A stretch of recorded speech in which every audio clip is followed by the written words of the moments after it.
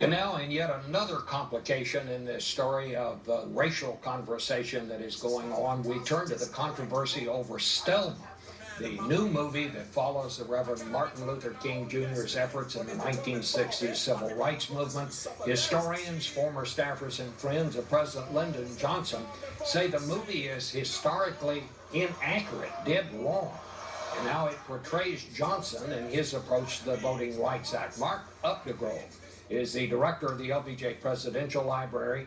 He is the author of Indomitable Will, LBJ and the Presidency, and he joins us from Austin. Mr.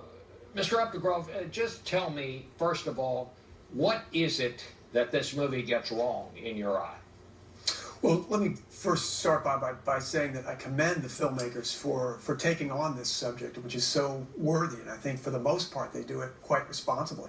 And I hope it serves as a catalyst for others to learn more about the civil rights movement, which I believe to be the most consequential domestic movement of the 20th century. And I think as they do, they will learn about the very productive, harmonious, and ultimately very consequential partnership between Dr. Martin Luther King and President Lyndon Baines Johnson. That does not show up in the film. You don't quite see how productive that partnership was and how it came to bear on our getting voting rights in this country. Well, I mean, beyond saying it doesn't quite come across, the film suggests that Johnson was trying to slow down this whole thing, that he was one of the impediments that Martin Luther King Jr. had to move aside. I have listened to the tapes of that era. I know some of what Johnson said to King and what King said back to him. Tell us a little bit about what your research shows. Certainly. There's a conversation that anyone can listen to. It's a taped telephone conversation between Martin Luther King and Lyndon Johnson that took place on January 15th, 1965, that largely vindicates Johnson and really shows his passion around voting rights. The two of them spur each other on, more or less.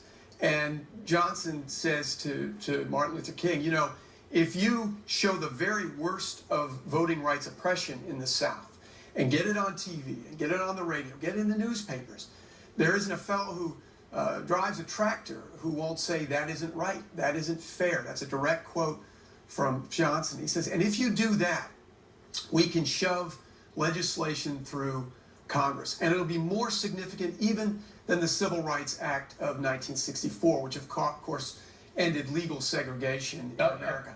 Mr. Updegrove, let me just play just a short portion of that tape, because I think it underlines hearing you say it, but now let's listen to Johnson and what he said. Take that one illustration and get it on radio and get it on television and get it on in the pulpits, get it in the meetings, get it every place you can.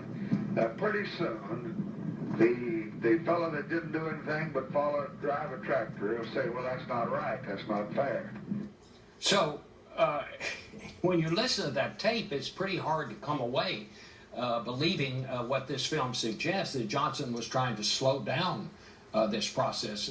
As I understand it, is he was saying to King, look, find some of the worst things you can and focus attention on it, and that will help me bring pressure on the Congress to pass this. And that's exactly what happened, Bob.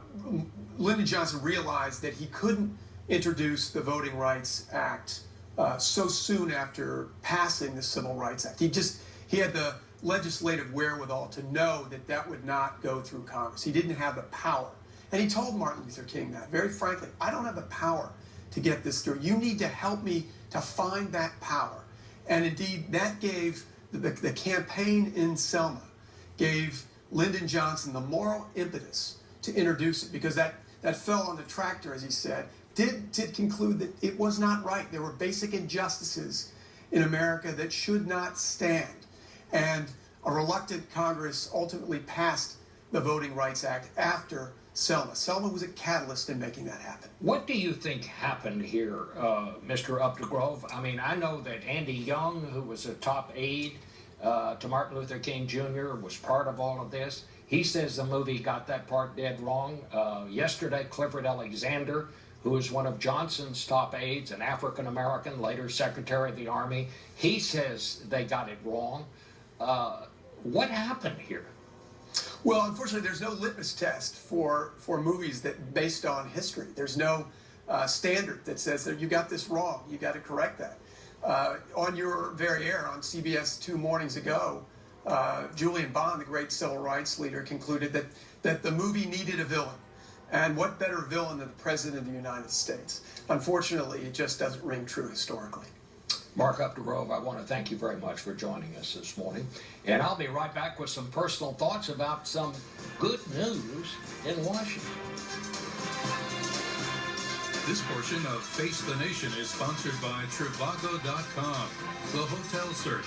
Hotel Trivago. The average American visits about 7 different websites before booking a hotel.